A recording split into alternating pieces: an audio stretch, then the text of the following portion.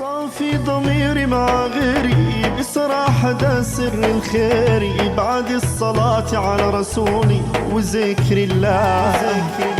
أما اللي يقول لك مجهودك أو ورثه من جدودك، قل له غلط راعي حدودك، ده فضل الله. ده أنا ورثي ما تخطش فدان، ومولود يتيم يعني في حرمان، فتشوفني حاسس بالغلبان ما أنا دقت الآه. من تحت الصفر بدأناها لقمة